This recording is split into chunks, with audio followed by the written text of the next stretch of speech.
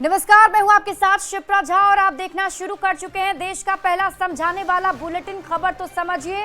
इस prime time bulletin में हम आपको दिन भर की सबसे चर्चित खबरें दिखाते हैं और फिर खबरों को विस्तार से समझाते भी हैं। तो आइए जल्दी से आज की 4 बड़ी खबरों को पहले शॉर्ट में देख लेते हैं और फिर खबर आपको विस्तार से समझाएंगे। आज बुलेटिन में सबसे पहले समझिए, क्या लालू प्रसाद ने बाबा साहेब का अपमान किया? मंगनी लाल मंडल पर क्या लालू प्रसाद ने क्यों जताया भरोसा? बिहार में ऑपरेशन लंगड़ा के मायने भी आपको समझाएंगे। साथ ही झारखंड में अफीम के काले कारोबार के मायने भी आपको बताएंगे। शुरुआत सबसे पहले आरजेडी के राष्ट्रीय अध्यक्ष लालू प्रसाद की एक तस्वीर को लेकर बिहार में सियासी बवाल मच गया है। बीजेपी ने लालू प्रसाद पर संविधान निर्माता भीमराव अंबेडकर के अपमान का आरोप लगा दिया। सबसे पहले आप ये रिपोर्ट देखिए, फिर खबर तो समझिए।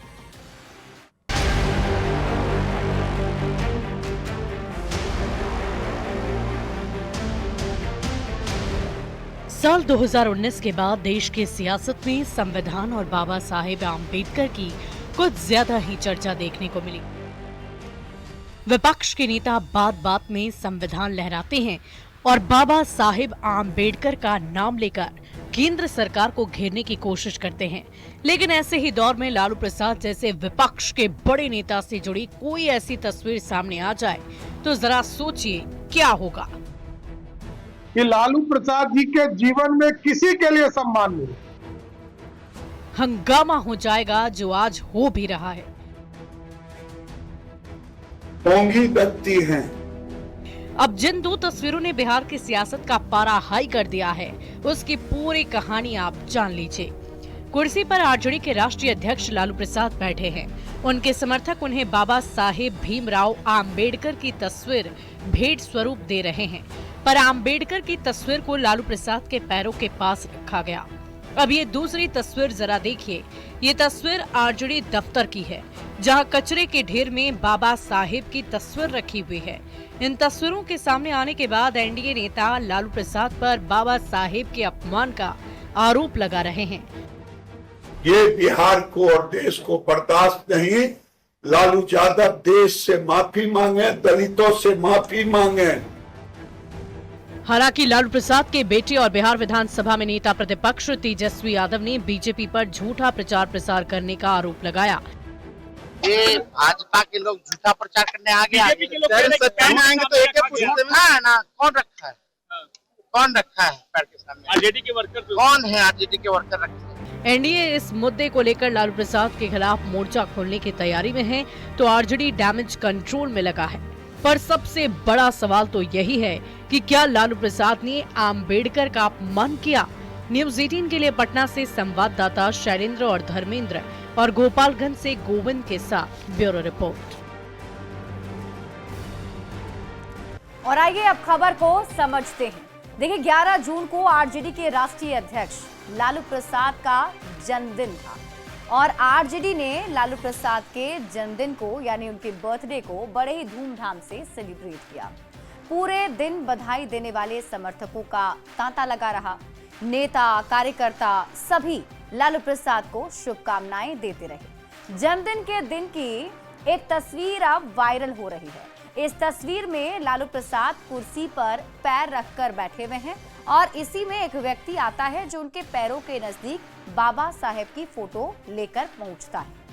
लालू प्रसाद के पैरों के पास बाबा साहेब की फोटो की तस्वीर पर बवाल हो गया। बीजेपी के नेता इसे बाबा साहेब का अपमान बता रहे हैं और अब एनडीए के नेता ये कह रहे हैं कि लालू प्रसाद दलित विरोधी है। लालू प्रसाद ने बाबा साहेब का अपमान किया है, उन्हें दलित समाज से माफी मांगनी चाहिए। वहीं आरोप पर तेजस्वी यादव की तरफ से भी जवाब आया। तेजस्वी यादव ने कहा कि बीजेपी झूठा प्रचार कर रही है, हम लोग आम्बेडकर को मानने वाले लोग हैं। अब आप खबर तो समझिए। देखिए, दलित समाज बाबा साहेब को भगवान के समान मानता है। विधानसभा चुनाव से पहले ये विवाद चुनावी मुद्दा बन सकता है। ये विवाद दलित वोटर को प्रभावित भी कर सकता है। बिहार में अनुसूचित जाति की जो आबादी है वो करीब 16% है। बीजेपी और उसके सहयोगी मुद्दे को भुनाने में जुटे हुए हैं। आरजेडी के जो नेता हैं उसे डैमेज कंट्रोल में लगे हुए हैं और ये कहा जा रहा है तेजस्वी यादव की तरफ से कि बीजेपी झूठा प्रचार कर रही है। बढ़ते हैं आगे और बात अगली खबर की। पूर्व सांसद मंगनीलाल मंडल ने आरजेडी प्रदेश अध्यक्ष पद के लिए नामांकन किया है, वो भी लालू प्रसाद और तेजस्वी यादव की मौजूदगी में। यानी मंगनीलाल ही आरजेडी के अगले प्रदेश अध्यक्ष होने वाले हैं। पर विरोधी आरजेडी के इस चुनाव पर सवाल खड़े कर रहे हैं। आखिर क्यों सवाल उठाया जा रहा है, सबसे पहले आप ये रिपोर्ट देखिए, फिर खबर तो समझिए।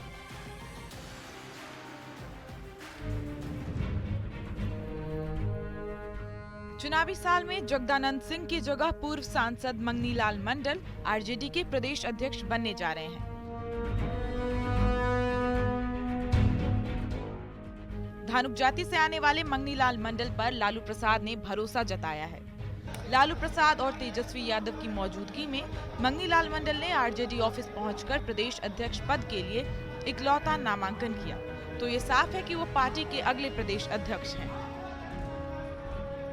और ये मेरे लिए चुनौती है। इस चुनौती को इस चुनावी वर्ष में पूरा करने की पूरी शक्ति लगा देंगे।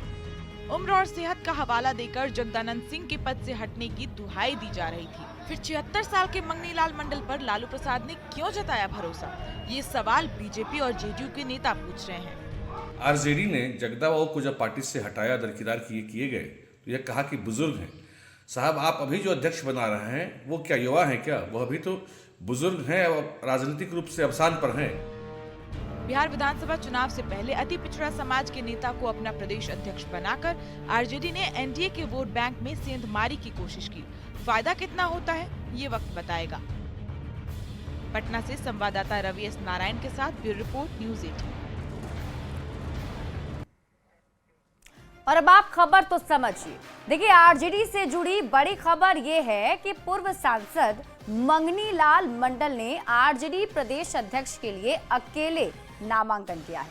इसका मतलब यह है कि जगदानंद सिंह के बाद मंगनीलाल मंडल ही आरजेडी के अगले प्रदेश अध्यक्ष होंगे। अब मंगनीलाल मंडल, लालू प्रसाद ने उन पर भरोसा क्यों जताया, ये भी समझने की कोशिश करेंगे। पहले मंगनीलाल मंडल का अब तक का राजनीतिक सफर आपको बता देते हैं। देखिए, मंगनीलाल मंडल 1986 से 2004 तक एमएलसी रहे। 2004 से 2009 तक के बीच में आरजेडी से राज्यसभा सांसद रहे। फिर 2009 से 2014 तक जेडीयू से लोकसभा सांसद रहे और अभी इसी साल जेडीयू से वापस आरजेडी में चले गए हैं। अब सबसे बड़ा सवाल है कि मंगनीलाल मंडल पर ही लालू प्रसाद ने भरोसा क्यों जताया। देखिए, बिहार में जातिगत गोलबंदी की सियासत होती है। मंगनीलाल मंडल पर भरोसा जताने के पीछे भी वोटों का गणित ही बड़ी वजह होगी। दरअसल आबादी के हिसाब से बिहार में सबसे बड़ा वोट बैंक ओबीसी और ईबीसी है, यानी पिछड़ा वर्ग और अति पिछड़ा वर्ग। अगर आप आबादी की बात करते हैं तो बिहार में ओबीसी की आबादी 27.1286% है, जबकि ईबीसी की आबादी 36.0148% है। मतलब अगर दोनों को जोड़ दिया जाए तो ये आबादी करीब 63.13% हो जाती है। मतलब ये कि बिहार में ईबीसी की आबादी 36.0148% है और मंगनीलाल मंडल यानी अति पिछड़ा वर्ग से मंगनीलाल मंडल आते हैं। तो मंगनीलाल मंडल के सहारे ईबीसी वोट को साधने की कोशिश आरजेडी की जरूर है। चूंकि आरजेडी का सियासी समीकरण MY यानी कि मुस्लिम और यादव पर टिका हुआ है। सभी जानते हैं कि आरजेडी की इन दोनों खास वर्गों पर बड़ा प्रभाव रहा है। तो बिहार में मुस्लिम समाज की आबादी 17.70% है, जबकि यादव जाति की आबादी की बात करें तो ये लगभग 14% है। और अगर आप दोनों को मिला देते हैं तो करीब करीब 31.7% ये आबादी हो जाती है। लेकिन सिर्फ MY समीकरण से बिहार में आरजेडी का सरकार बनाना मुश्किल है, ये आरजेडी के बड़े नेता भी जानते हैं। चूंकि हाल के चुनाव में रिजल्ट में ये साफ निकलकर आया है कि ईबीसी आबादी अब एनडीए के नजदीक है। नीतीश कुमार ने ईबीसी और यादव के बगैर ओबीसी के जरिए लालू परिवार को सत्ता से हटाया था। अब आरजेडी मंगनीलाल मंडल के जरिए ईबीसी वोट को पाने की चाहत में है। एक दूसरी वजह यह भी है कि मंगनी लाल मंडल मिथिलांचल क्षेत्र से आते हैं। मिथिलांचल में आरजेडी का प्रदर्शन कमजोर रहा है। ऐसे में मंगनी लाल मंडल के अनुभव और उत्तर बिहार में पकड़ को भुनाने की कोशिश होगी। लालू प्रसाद के फैसले पर अब विरोधी सवाल उठा रहे हैं। ऐसे में इन सवालों को भी जानना जरूरी है। सवाल ये कि आरजेडी ने किसी युवा नेता को प्रदेश अध्यक्ष क्यों नहीं बनाया।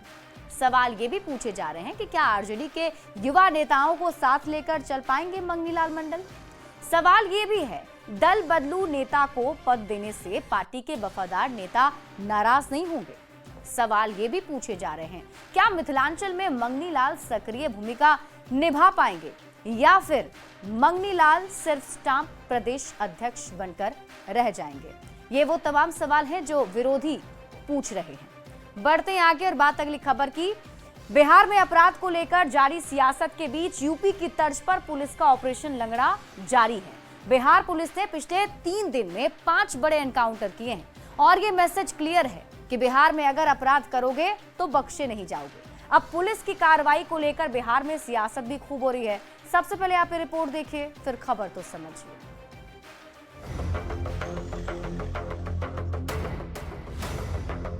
यूपी की तर्ज पर बिहार में ऑपरेशन लंगड़ा जारी है। राज्य में बढ़ते अपराध के बाद मुख्यमंत्री नीतीश कुमार ने सख्त निर्देश दिए, जिसके बाद पुलिस के तेवर बदल गए हैं। 3 दिन में 5 एनकाउंटर और ताबड़तोड़ छापेमारी से पुलिस ने साफ संदेश दे दिया है कि गुंडागर्दी करोगे तो जवाब गोली से ही मिलेगा। अब ये भी जान लीजिए कि कब, कहां और किसका एनकाउंटर हुआ। 14 जून को पटना में पुलिस मुठभेड़ में कुख्यात अपराधी अंगेश कुमार के पैर में गोली मारी गई। 13 जून दानापुर में इनामी विवेक कुमार का एनकाउंटर हुआ। उसी दिन मुजफ्फरपुर में पुलिस ने राहुल कुमार उर्फ राइडर को गोली मारी। 12 जून को वैशाली में अपराधी राजीव माली का एनकाउंटर हुआ। 12 जून को ही पटना में पुलिस ने अपराधी ईशू के पैर में गोली मारी। ऑपरेशन लंगड़ा के जरिए सरकार का साफ संदेश है कि बिहार में अपराधी बचेंगे नहीं। पटना से संवाददाता रवि एस नारायण के साथ ब्यूरो रिपोर्ट, न्यूज़ 18। और आइए अब ऑपरेशन लंगड़ा को समझ लेते हैं। देखिए, ऑपरेशन लंगड़ा उत्तर प्रदेश पुलिस का अपराधियों के खिलाफ चलाया जा रहा एक अभियान है। राज्य में अपराध को नियंत्रित करने के लिए ये कदम उठाया गया है। इसके तहत पैर में गोली मारने की रणनीति है और इससे अपराधी मरता नहीं है, लेकिन उसके मन में पुलिस के प्रति खौफ आजीवन बना रहेगा। अब बिहार में भी ऑपरेशन लंगड़ा की चर्चा है। 3 दिन के भीतर बिहार पुलिस ने 5 एनकाउंटर किए हैं और ये साफ संदेश है कि नहीं सुधरे तो सुधार दिया जाएगा। बिहार में अगर अपराध करोगे तो बख्शे नहीं जाओगे और यही वजह है कि पुलिस प्रशासन की तरफ से लगातार अपराधियों के खिलाफ बड़ी कार्रवाई की जा रही है। बढ़ते हैं आगे और बात अगली खबर की। बात करते हैं झारखंड में धड़ल्ले से हो रही अफीम की खेती की, जिसकी गिरफ्त में युवा पीढ़ी आ रही है। हालांकि इसे रोकने के लिए राज्य सरकार केंद्रीय एजेंसियों के साथ मिलकर सख्त कदम उठा रही है, जिसका असर भी देखने को मिल रहा है। सबसे पहले आप ये रिपोर्ट देखिए। पहाड़ों और जंगलों के बीच बसे खूबसूरत प्रदेश झारखंड में कभी नक्सलियों का वर्चस्व था, लेकिन अब इस राज्य में एक नई समस्या ने दस्तक दे दी है, जिसकी गिरफ्त में युवा पीढ़ी आ रही है। जी हां, झारखंड में 20 साल में अफीम की खेती में काफी बढ़ोतरी देखी गई। हालांकि इसे रोकने के लिए राज्य सरकार केंद्रीय एजेंसियों के साथ मिलकर सख्त कदम उठा रही है। बावजूद इसका दायरा हर साल बढ़ता ही गया, लेकिन अब झारखंड पुलिस इसके खिलाफ बड़ी मुहिम छेड़ चुकी है, जिसके अच्छे परिणाम भी देखने को मिल रहे हैं। वहाँ पर भी अफीम की खेती होगी, वहाँ पे अगर खेती का निष्ठीकरण होगा, साथ साथ में एफआईआर मस्ट होगा और एफआईआर जहाँ पर होगा वहाँ के लोग गिरफ्तार जरूर होंगे। इसलिए हम लोगों ने इसका मैसिव अभियान चलाया खूंटी में और चतरा में विशेषकर, और खूंटी में तो रिकॉर्ड तोड़ गिरफ्तारियां भी हुई हैं। टीम जो है ये जैसे घुन की तरह शरीर को खाती है और इसका टारगेट हमारी युवा पीढ़ी है, तो हम एज पुलिस अफसर अपनी युवा पीढ़ी को बर्बाद होने नहीं। आंकड़ों पर नजर डालें तो सबसे ज्यादा 10 प्रभावित जिले हैं जहां कार्रवाई तेज है। न सिर्फ अफीम की फसलों को नष्ट किया गया बल्कि कई गिरफ्तारियां भी की गई हैं, जिसका लाभ आने वाले सालों में देखने को मिलेगा। न्यूज़ 18 के लिए रांची से ओम प्रकाश की रिपोर्ट। और आइए अब खबर तो समझते हैं। झारखंड में साल नशा माफिया का 2024-2025 में 20,000 एक जमीन पर करीब 80,000 किलो अफीम उगाने का लक्ष्य था, जिसकी कीमत 40 अरब रुपए है। झारखंड से अफीम की खेप देश के कई कोनों में भेजी जाती है, जिसमें दिल्ली, हरियाणा, मुंबई और राजस्थान शामिल है। वैसे तो झारखंड के ज्यादातर जिलों में अफीम की खेती होती है, लेकिन सबसे ज्यादा प्रभावित 8 जिले हैं। और देखिए, अफीम की खेती से सबसे ज्यादा जो प्रभावित जिले हैं वो हैं खूंटी, चतरा, लातेहार, रांची, पलामू, चाईबासा, सरायकेला और हजारीबाग। अब सवाल है कि अफीम की खेती को रोकने के लिए सरकार क्या करती है। तो आपको बता दें कि ड्रोन और सैटेलाइट इमेजिंग से निगरानी की जाती है और जो जानकारी मिलती है उसके आधार पर फसल को नष्ट कर दिया जाता है। अब आप ये जान लीजिए किस किस साल में अफीम की कितनी फसल नष्ट की गई। तो आपको बता दें कि 2022-23 में 5,500.19 एकड़ जमीन पर लगी अफीम की फसल को नष्ट किया गया। 2023-24 में 4,853.99 एकड़ जमीन पर लगी फसल को नष्ट किया गया, जबकि 2024 से 25 के बीच में 27,015.03 एकड़ जमीन पर लगी फसल को नष्ट किया गया है। मतलब ये कि 2023 और 2024 के मुकाबले में 2024 और 25 में 456% अधिक अफीम की फसल को नष्ट किया गया। अब सवाल है कि झारखंड में इतने बड़े पैमाने पर अफीम की खेती क्यों होती है। तो इसका जवाब है कि ग्रामीण क्षेत्रों में गरीबी है, बेरोजगारी ज्यादा है, पारंपरिक खेती से कम आमदनी लोगों को होती है, जबकि 1 एकड़ अफीम की खेती से लाखों रुपए की कमाई ग्रामीण कर सकते हैं। यही वजह है कि ग्रामीणों की तरफ से भी अफीम की खेती शुरू कर दी जाती है। वहीं एक बड़ी वजह है नक्सलियों का संरक्षण। नक्सली किसानों को संरक्षण देकर अफीम की खेती कराते हैं और फिर किसानों से लेवी वसूलते हैं। यही नहीं, इसमें संगठित गिरोह भी शामिल है जो अंतर्राष्ट्रीय बाजारों में तस्करी करते हैं। इसके साथ ही आपको बता दें कि इसे रोकने के लिए सरकार की तरफ से कई कदम उठाए जा रहे हैं। किसानों को वैकल्पिक साधनों से जोड़ा जा रहा है, सब्जी उत्पादन किया जाए, इसके बारे में जानकारी किसानों को दी जा रही है और जागरूकता भी किसानों के बीच में फैलाई जा रही है। बढ़ते हैं आगे। देहरादून की भारतीय सैन्य अकेडमी यानी IMA में पासिंग आउट परेड हुई। 419 कैडेट्स पास आउट हुए और देश को 419 युवा सैन्य अधिकारी मिल गए हैं। वहीं 9 मित्र देशों 32 कैडेट भी पास आउट हुए। श्रीलंका के सेना प्रमुख ने पास आउट परेड की सलामी ली।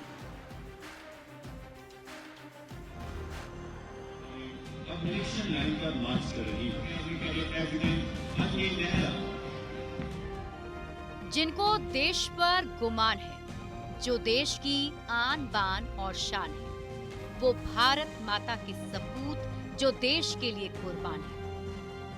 देश के लिए कुछ कर गुजरने का जज्बा और जुनून रखने वाला एक सैनिक बनता है। हर साल देहरादून के इंडियन मिलिट्री अकेडमी से ये गर्व से भर देने वाली तस्वीरें सामने आती हैं। इंडियन मिलिट्री अकेडमी यानी IMA देश को जाबाज अफसर देता है, जो यहाँ से निकलकर देश की सुरक्षा का जिम्मा अपने कंधों पर उठाते हैं।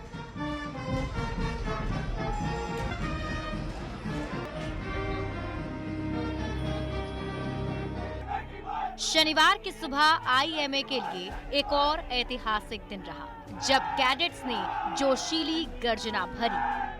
इसी के साथ 419 जाबाज भारतीय सेना में अफसर बन गए। देहरादून की इंडियन मिलिट्री अकेडमी में पासिंग आउट परेड का समारोह हुआ। अफसर बनने की खुशी क्या होती है, वो उनके चेहरे पर साफ चमक रही थी। देश सेवा का जज्बा दिल में लिए जब ये सभी पासिंग आउट परेड सेरेमनी में शामिल हुए तो इनका जोश देखने लायक था। सभी कैडेट्स के अभिभावक भी इस ऐतिहासिक पल के गवाह बनने के लिए भारतीय सैन्य अकेडमी में मौजूद रहे। सभी के लिए ये गर्व से भर देने वाला पल रहा। 419 युवा अफसर देश सेवा के लिए सेना की मुख्य धारा में जुड़ गए। इनके अलावा 9 मित्र राष्ट्रों के 32 कैडेट्स भी पास आउट हुए। पासिंग आउट परेड की सलामी इस बार श्रीलंका के सेना प्रमुख लेफ्टिनेंट जनरल BKGM लासंथा रोड्रिगो ने ली। परेड के दौरान देश के भावी अफसरों ने कदम से कदम मिलाए तो उनके देश के लिए जुनून और समर्पण का भाव भी झलक गया। कैडेट्स ने देश के लिए अपने सर्वस्व समर्पण करने की शपथ ली।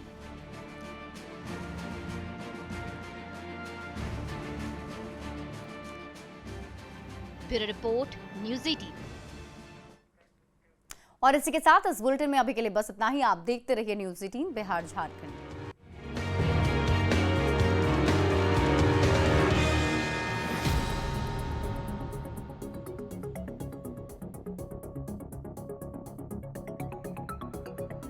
पनोरमा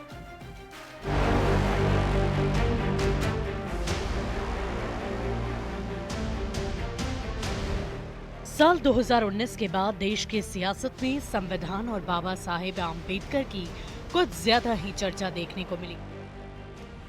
विपक्ष के नेता बात बात में संविधान लहराते हैं और बाबा साहेब आम्बेडकर का नाम लेकर केंद्र सरकार को घेरने की कोशिश करते हैं। लेकिन ऐसे ही दौर में लालू प्रसाद जैसे विपक्ष के बड़े नेता से जुड़ी कोई ऐसी तस्वीर सामने आ जाए तो जरा सोचिए क्या होगा। कि लालू प्रसाद जी के जीवन में किसी के लिए सम्मान नहीं। हंगामा हो जाएगा जो आज हो भी रहा है। ढोंगी व्यक्ति हैं।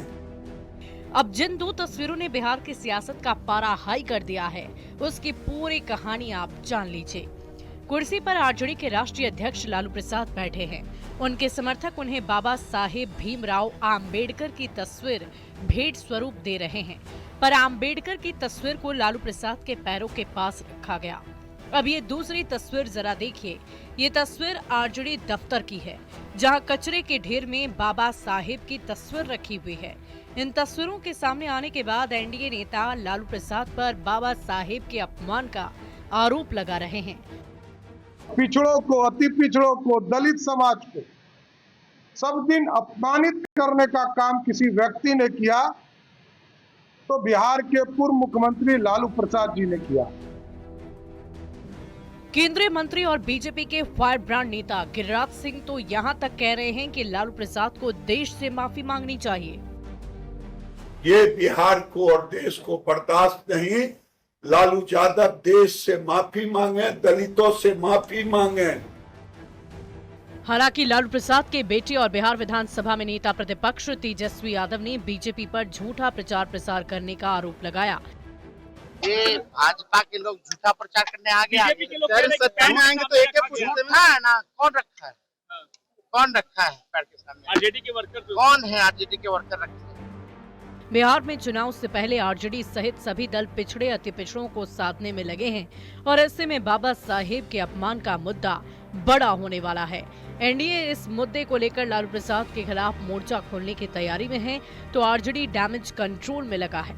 पर सबसे बड़ा सवाल तो यही है कि क्या लालू प्रसाद ने आम्बेडकर का अपमान किया? न्यूज़ 18 के लिए पटना से संवाददाता शैलेंद्र और धर्मेंद्र और गोपालगंज से गोविंद के साथ ब्यूरो रिपोर्ट।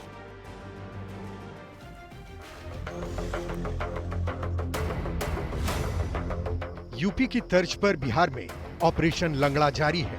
राज्य में बढ़ते अपराध के बाद मुख्यमंत्री नीतीश कुमार ने सख्त निर्देश दिए, जिसके बाद पुलिस के तेवर बदल गए हैं। 3 दिन में 5 एनकाउंटर और ताबड़तोड़ छापेमारी से पुलिस ने साफ संदेश दे दिया है कि गुंडागर्दी करोगे तो जवाब गोली से ही मिलेगा। अब ये भी जान लीजिए कि कब, कहां और किसका एनकाउंटर हुआ। 14 जून को पटना में पुलिस मुठभेड़ में कुख्यात अपराधी अंगेश कुमार के पैर में गोली मारी गई। 13 जून दानापुर में इनामी विवेक कुमार का एनकाउंटर हुआ। उसी दिन मुजफ्फरपुर में पुलिस ने राहुल कुमार उर्फ राइडर को गोली मारी। 12 जून को वैशाली में अपराधी राजीव माली का एनकाउंटर हुआ। 12 जून को ही पटना में पुलिस ने अपराधी ईशू के पैर में गोली मारी। ऑपरेशन लंगड़ा के जरिए सरकार का साफ संदेश है कि बिहार में अपराधी बचेंगे नहीं। बिहार पुलिस द्वारा की जा रही है, कोई भी अपराधी कानून के दायरे से बाहर नहीं है। बिहार पुलिस अपने संसाधनों और उपलब्ध बलों के अनुरूप अपराधियों पर शिकंजा कसने में कोई कोर कसर नहीं छोड़ रही। नीतीश कुमार जी ने बिहार में कानून के राज की स्थापना की है, अपराधियों के मनोबल को कभी बढ़ने नहीं दिया है। जहां भी आपराधिक घटनाएं घटती हैं, पुलिस और प्रशासन की तरफ से त्वरित कार्रवाई की जाती है, अपराधियों की जगह सलाखों के पीछे होती। तो विपक्ष अपराध के आंकड़े दिखाकर सरकार से सवाल कर रहा है। बिहार में शासन और प्रशासन के मनोबल को कमजोर करने का सत्ता के माध्यम से प्रयास चल रहा है और सत्ता के माध्यम से कहीं ना कहीं अपराधियों और माफियाओं को संरक्षित किया जा रहा है। अपराधी बेलगाम है, उन्हें किसी का डर नहीं, न सरकार का न पुलिस का। जिस तरह से आपराधी आंकड़े जारी हो रहे हैं, क्या पुलिस इसे सॉल्व करने के आंकड़ों को भी जारी कर दे कि हम क्या कार्रवाई कर रहे हैं। बिहार में इस साल चुनाव है तो हर मुद्दा चुनावी मुद्दा है। अपराध को लेकर सत्ता पक्ष और विपक्ष के अपने अपने दावे हैं, लेकिन पुलिस की कार्यशैली को देखकर एक बात तो साफ है कि बिहार में अपराध करके बचना अब आसान नहीं। पटना से संवाददाता रवि एस नारायण के साथ ब्यूरो रिपोर्ट, न्यूज़ 18।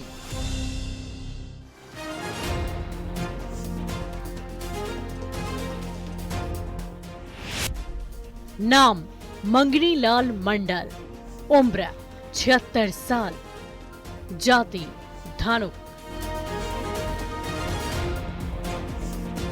बिहार विधानसभा चुनाव से पहले अति पिछड़ा समाज के नेता को अपना प्रदेश अध्यक्ष बनाकर आरजेडी ने एनडीए के वोट बैंक में सेंधमारी की कोशिश की। बिहार की और देश की राजनीति में कि भाई मंगनी लाल मंडल जो उत्तर बिहार से आते हैं, अत्यंत पिछड़ा का बेटा है, लंबा योगदान है, जननायक कर्पूरी ठाकुर जी के साथ काम करने का मौका भी मिला है। मंगनी लाल मंडल ने आरजेडी ऑफिस पहुंचकर प्रदेश अध्यक्ष पद के लिए इकलौता नामांकन किया, तो ये साफ है कि वो पार्टी के अगले प्रदेश अध्यक्ष हैं। और ये मेरे लिए चुनौती है, इस चुनौती को इस चुनावी वर्ष में पूरा करने की पूरी शक्ति लगा देंगे। मंगनी लाल मंडल जगदानंद सिंह की जगह लेने वाले हैं, जिन्हें पद से हटाने को लेकर आरजेडी ने उनके उम्र की दुहाई दी थी। और अब बीजेपी सवाल कर रहा है कि क्या मंगनी लाल की उम्र आरजेडी को नहीं नजर आई। आरजेडी ने जगदा बाबू को जब पार्टी से हटाया, दरकिनार किए गए, तो यह कहा कि बुजुर्ग हैं। साहब, आप अभी जो अध्यक्ष बना रहे हैं वो क्या युवा हैं क्या? वो अभी तो बुजुर्ग हैं और राजनीतिक रूप से अवसान पर हैं। अति पिछड़ा वोट बैंक को ही अगर सस्ती लोकप्रियता हासिल करने के लिए, आपको झूठे दिखावे के लिए अति पिछड़ा में से ही बनाना था, तो किसी युवा को बनाते। तो जेडीयू ने मंगनी लाल को उधार का नेता बताते हुए आरजेडी पर निशाना साधा। मंगनी में लिया गया उधार के नेता के तौर पर राष्ट्रीय जनता दल अपने नए प्रदेश अध्यक्ष से काम चलाएंगे। मैं समझता हूं कि यह 2025 के चुनाव में पूरी तरीके से फेल होंगे। दरअसल बिहार विधानसभा चुनाव से पहले आरजेडी संगठन चुनाव कराकर एक बड़ा मैसेज देना चाहती थी कि वो A to Z की पार्टी है, पर जिस नाम पर आरजेडी ने मोहर लगाई, उसे लेकर विरोधी कई सवाल खड़े कर रहे हैं। आरजेडी ने किसी युवा नेता को प्रदेश अध्यक्ष क्यों नहीं बनाया? दल बदलू नेता को पद देने से पार्टी के वफादार नेता नाराज नहीं होंगे? क्या मिथिलांचल में मंगनी लाल सक्रिय भूमिका निभा पाएंगे? क्या आरजेडी के युवा नेताओं को साथ लेकर चल पाएंगे, या फिर मंगनी लाल सिर्फ